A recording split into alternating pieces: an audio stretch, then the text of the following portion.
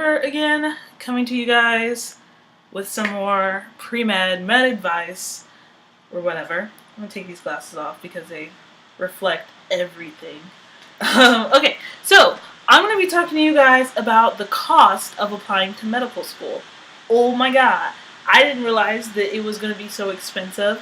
When I decided to start applying, I knew it was going to be kind of pricey because I was like, oh, this school has like a $40 application fee, this school has $50 application fee. Okay, I didn't realize how much MCATs were going to be, how much the total overall application packet is going to be. And it varies if you're MD or DO, but I'm going to go into a few general things that you should know when you consider, I mean, obviously in the long run, it'll pay off if you get in. It'll pay off, but just a few things that you should consider or that you should plan for more so.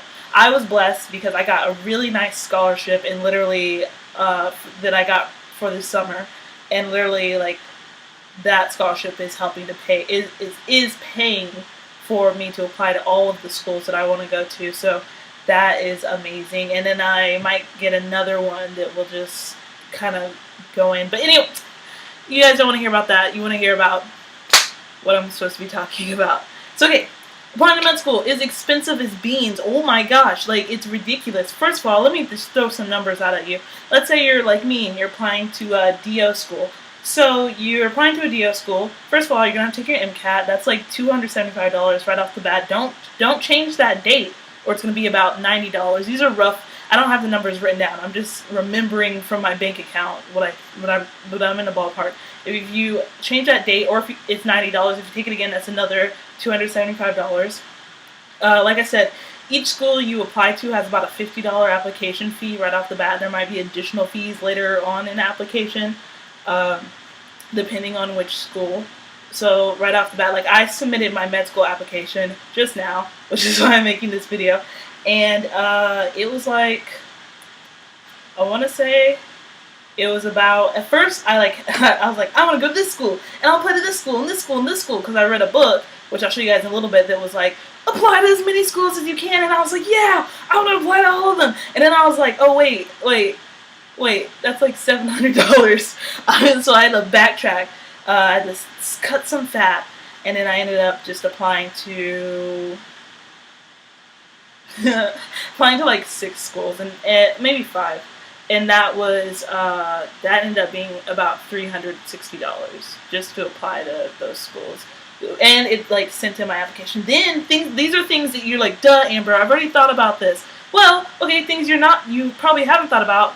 Letters of recommendation. Now, a lot of schools allow you to have a DO or an MD write in a letter of recommendation, but most DOs or MDs they're busy people, they're doctors, so they don't want to sit down and type out 6 different letters of recommendation, then mail them and stamp them and send them off, because they have to be sealed. A lot of them have to be like sealed, signed, and so a lot of doctors, like the guy that wrote mine, opted for me to do it's called Interfolio, and most DOs do it. It works in conjunction with your DO application from AACOMAS. So you go through Interfolio, and they also do your committee interview, your PAC interview stuff. They submit that through that as well. So okay, so just to get in the Interfolio account is $25. To send a letter per school, it can be the same letter, and you want to mass send it out, you can't do that. You have to do that same letter per school. That's $6. So each school is going to require a letter of recommendation from a DO and your PAC interview. So thank God I didn't get 3 different letters of recommendations for different people, because that would have been fucking horrid. Anyway, but so the letter of recommendation is $6, and then the PAC interview, the committee interview, is $6. That's $12 per school. You do the math. You've already thrown down like $25. It's ridiculous. If I round down to $10 per school, like we'll say I'm in the ballpark of about like $80 just on letters of recommendation alone. Like, it's insane. So obviously I think that part of the system is screwed up. I think that these corporations are trying to make money off of people who are just trying to achieve their dreams, and I think it's bull crap. I mean, yeah, a lot of people say, well, if you're going to be a doctor, you'll make the money back in the end, and in the ends will justify the means for sure. But it just sucks because right now we're struggling in college. We're not doctors right now, and we don't want to go into large amounts of debt or have to ask our families. Like, it's just kind of unfair because they're making money off of people trying to achieve their goals, and I think that's really messed up. But I understand. I mean, I get it, I guess. But yeah, so prepare for that. Let me see if I have any other notes. So what I mean preparing for that is be realistic in the amount of schools that you want to apply to. Be realistic in the number of schools that you can afford to apply to. Now, don't be like, I'm only going to apply to 2 schools because that's all I can afford. Then, I mean, you can do that, but you're significantly like decreasing the amount of chance you have of getting in. Every school you add that you're realistically in the gap of is another chance, is a higher chance for you to get accepted. One last thing, I'm gonna make this video short because my last couple videos have been really kind of long. Okay, this book, I got this book sophomore year. It's called Getting into Medical School. I mean, you think, wow, Amber, that's the cheesiest book I've ever seen in my life. It is kind of cheesy, and a lot of it, if you're involved in your pre-med group at school, if you're involved in pre-med groups on campus, I'm involved in AED, in pre-health association, and AMSA. So like a lot of this is redundant. But what I love about this book is in the back it has lists, and I'll try and show it to you. I'm in the DO section right now, and it has lists of schools and what their requirements are. Let me see if I can show you. So this is just the Philadelphia College of Osteopathic Medicine. Whew, I'm looking black as heck. Sorry about that. White balance. But so it'll tell you like how many minorities go to that school. What is the ratio of men to women?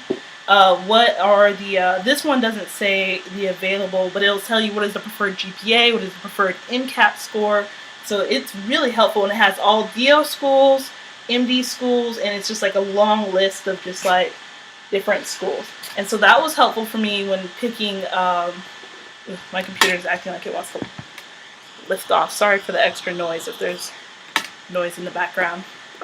So, yeah, this book is really helpful, and it talks about what to do when you don't get in your first time, because that is a realistic fear and a goal, and something that I'm going to make a video over, because, you know, I'm not guaranteed in medical school. I can be making all these videos and not get in, and what do I do if I don't get in? Obviously, I'm going to reapply because I don't see myself being anything other than a doctor, but it talks about how to face those challenges and to think, okay, what do I need to change? What do I need to work on? I'm not endorsed by this book, but this book was very helpful. So if you're wanting a good read, and it talks about the change in the health care and all that stuff, that's a really good book to read. But so yeah, but a passage in that book talks about, kind of went off the little trail.